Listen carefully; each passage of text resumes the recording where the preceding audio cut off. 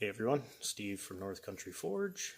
So today we are forging dun dun dun dun a mouth shovel. Alright, so you're gonna need 1" by 1/8" flat stock, or I guess whatever you have available. So let's smash some frickin' metal. Alright guys, 1" by 1/8" flat. I mark out 5 inches. So I've already got my 5" mark on there. And you also want to make one about 1.5 inches. It doesn't have to be right on, but roughly 1.5 inches. Alright, got her marks, get her in fire. Now you're going to either need a spring fuller or a guillotine tool, or use edge of your anvil if you got a round spot on your anvil, or use your horn. I got a spring fuller, so I'm going to use that. We're going to make a couple set downs at that 1.5 inch mark.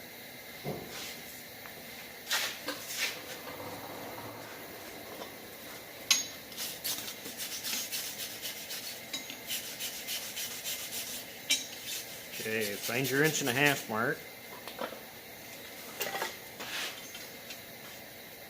It's right there. I set just behind it.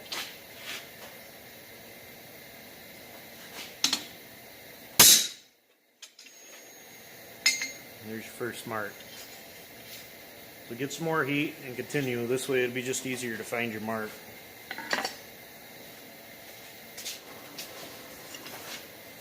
You're going to set this down to close to 3/8 of an inch.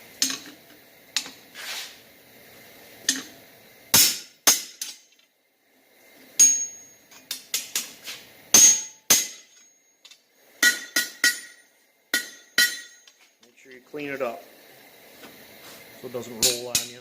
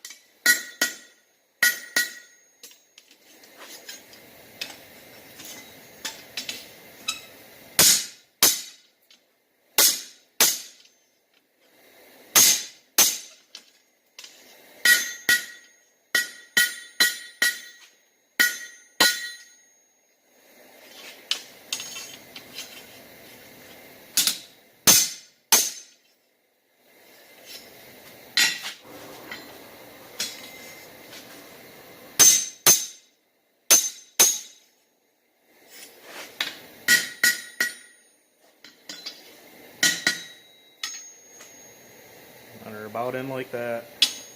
We're still going to clean it up and draw it back a little bit so it'll get a little bit thinner. You don't want to get, too thin on it.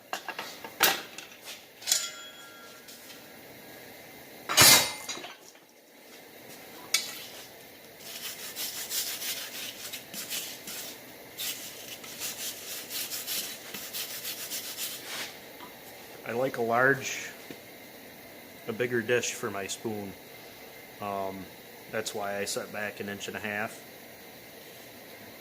For the handle, I usually go about anywhere from 4.5 or 4 to 5 inches for a handle. So when we come back, we're going to draw this back to the same thickness as our set down, about 3/8 of an inch. The hotter you get this, the easier it is to draw back, but the more it's going to want to fold on you.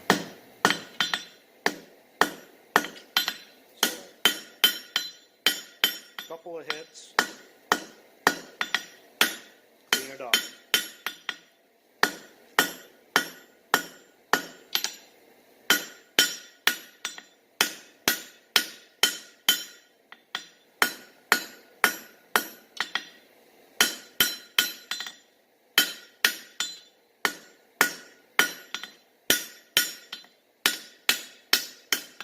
Don't work it too cold. Need some more heat, get it.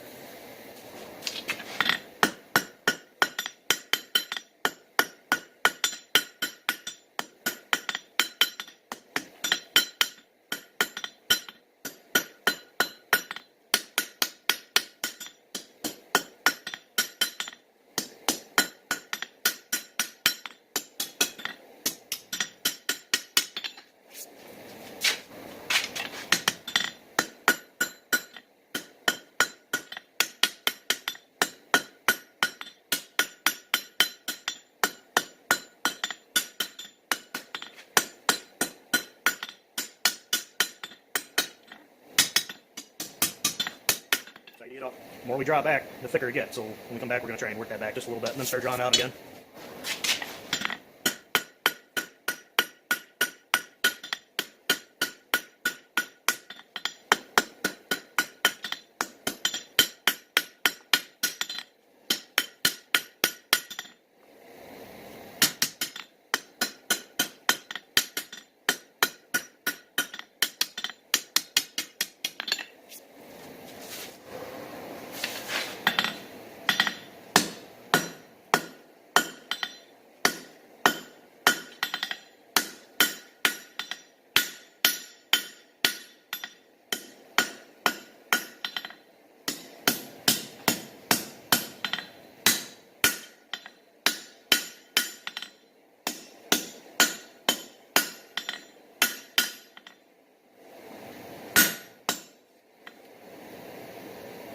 Getting pretty close to where I want it, right about in there.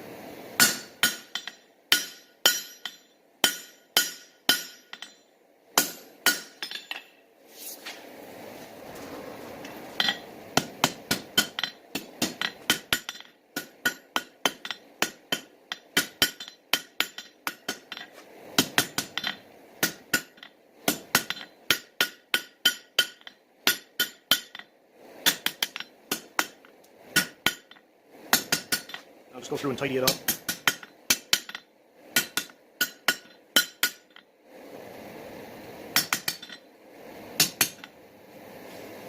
Alright, got her back to about where I want it. So when we come back, we're going to start working on the dash. Okay, get her good and hot. I use a rounding hammer, the round side of the hammer. You could use a cross peen. Start in the middle, work the edges out.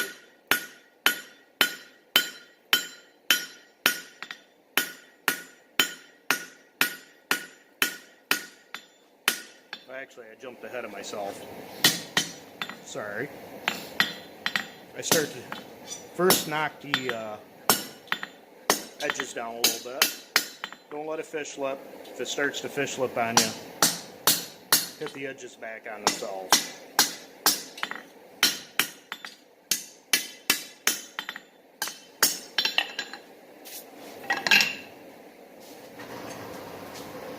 Monday strikes again. So continue working your edges. Try not to let it fish lip as much. When it does, just knock, like I said, knock them back.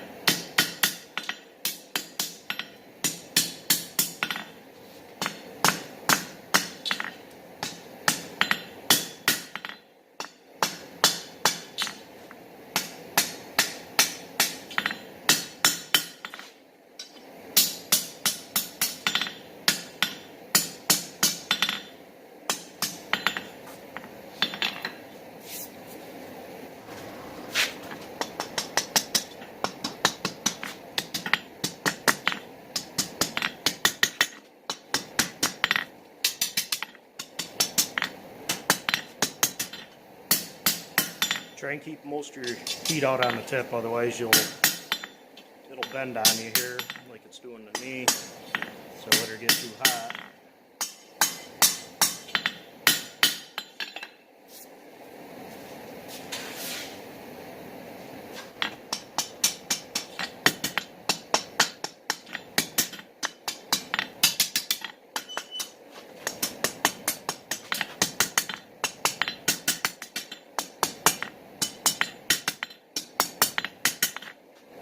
About like that. You don't want a sharp point on it because you're going to draw it out anyway.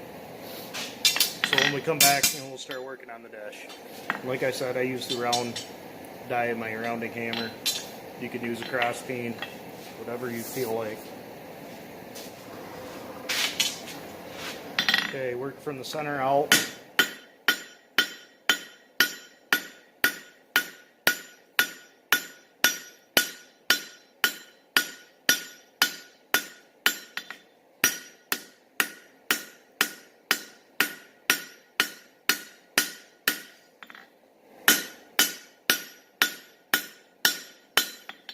Work it too cold. You need some more heat, get some more heat. As you can see, I'm starting to spread it out. Try and keep your edges as even as possible.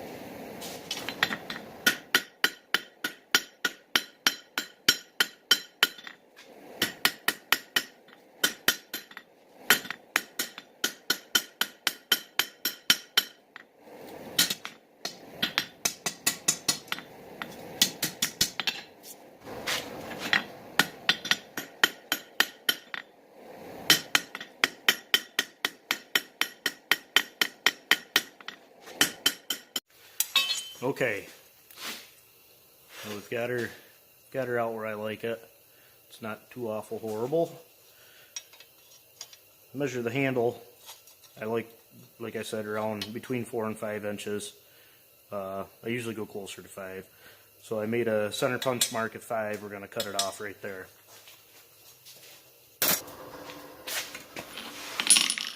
Okay, find your mark. Drop your hammer.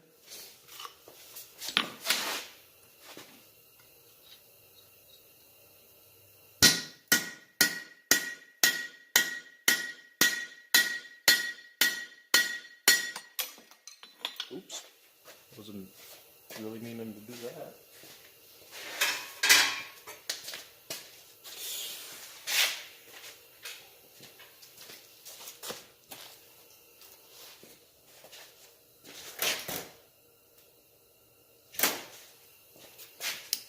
Don't do that, boys and girls.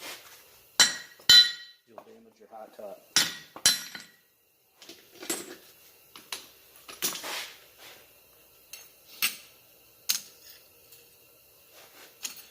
Okay.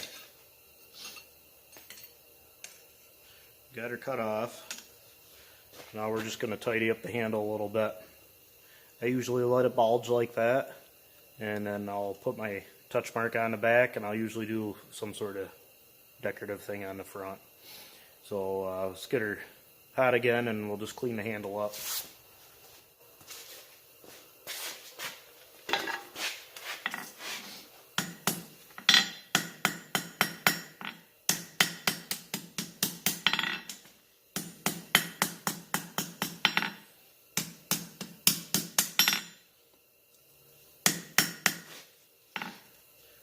Get her as even as you can.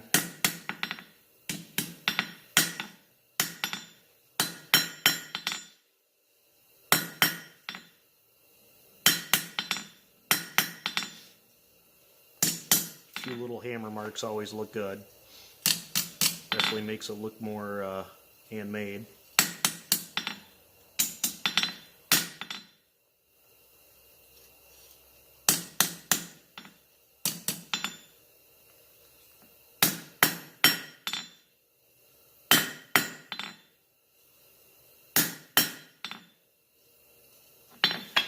A little bit on the end I don't like.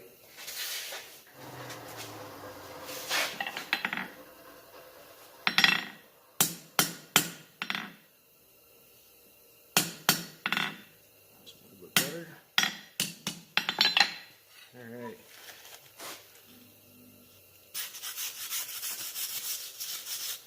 Not horrible.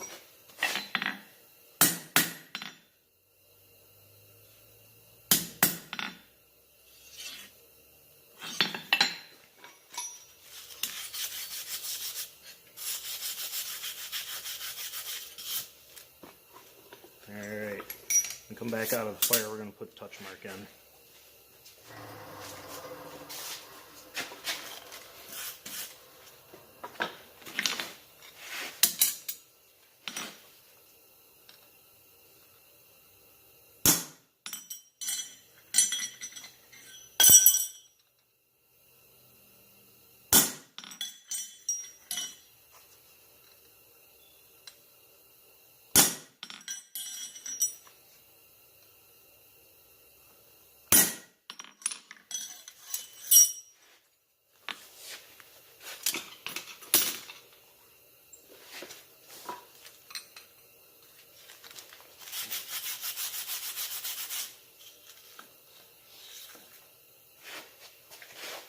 Right now, I just use NCF for North Country Forge and then a Lucky Horseshoe. Alex Hanneman's video, he was asking me why I used the horseshoe if I was a farrier. I'm not a farrier. My grandfather was a farrier, so it's kind of a tribute to him, I guess you could say. Hopefully I'll get to see him in action here. He's late 90s, 97, 98 I think, and said he's gonna teach me how to make a horseshoe, and we're gonna videotape it, so that'd make a great video sometime. I actually have, let's see what I do with that.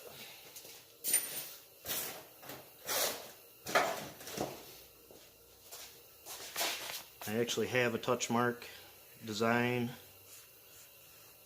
I just gotta get it made.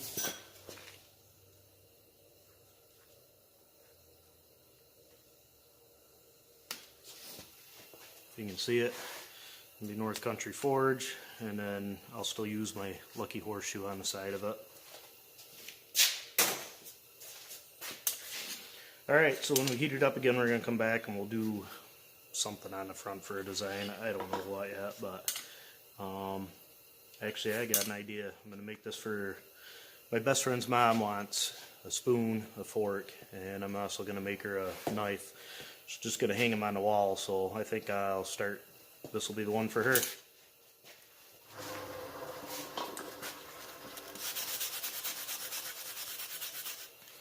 My best friend's mom has horse and a couple of them and a donkey, so we'll do something with the horseshoe.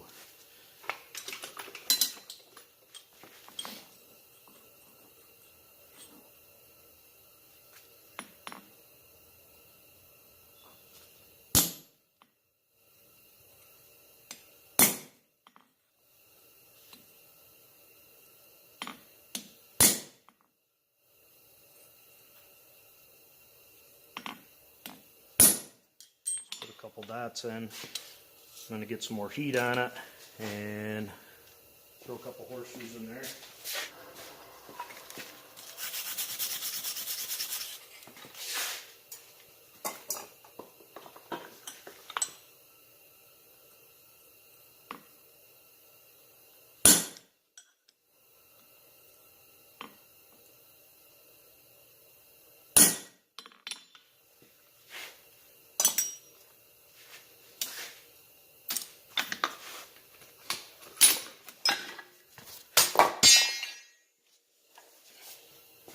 Graceful with the hammer today. And get your handle all straightened back up if it went out on you a little bit.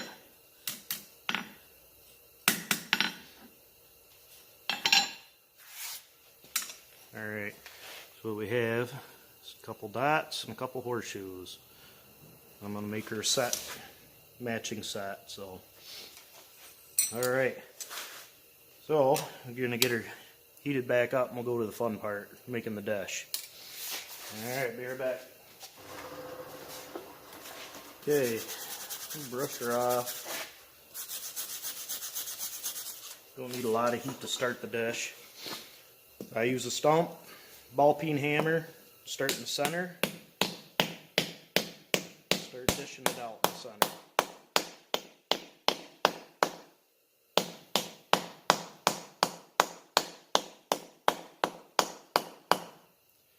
There's a start. When we come back with some more heat, we're going to start working the edges.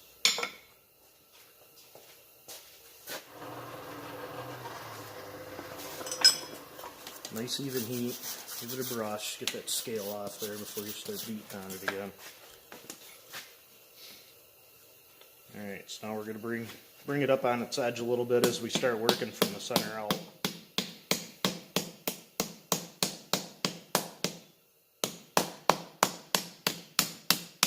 Originally learned to make spoons using square set, and then I came up with this idea, and I think it works a lot better. I like how they come out.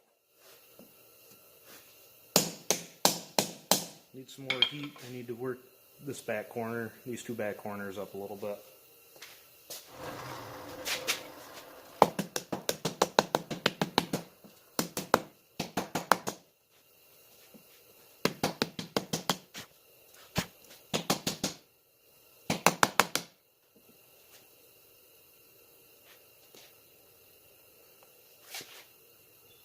I don't want a wonky side yet. More heat.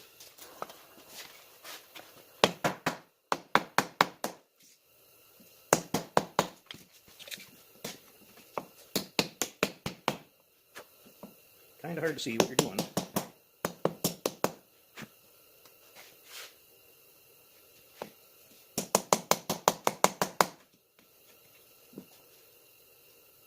Not too awful bad. I'm going to have to clean it up a little bit with a file, but so there's a start of it.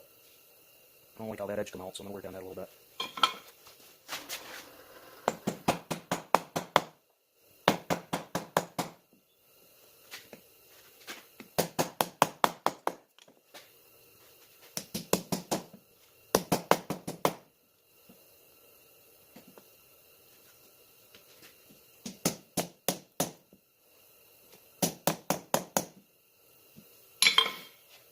the end of the dish, I roll it over just a little bit.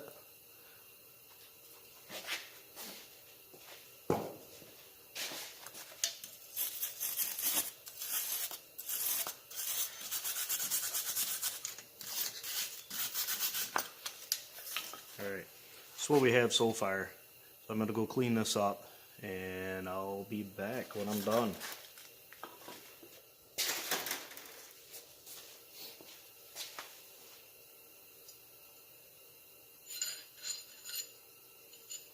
Alright, there she is. Put a little arch in the handle. You can do that right on the horn, doesn't even have to be that hot. I just forgot to do it in the video. Got it all cleaned up and went, oh, well, you know, Monday strikes again. Okay. A closer shot. Center punch marks and the horseshoes. Pre-seasoned.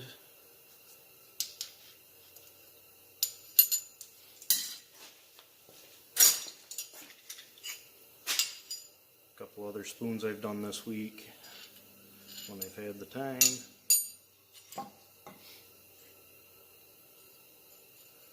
Work extremely well.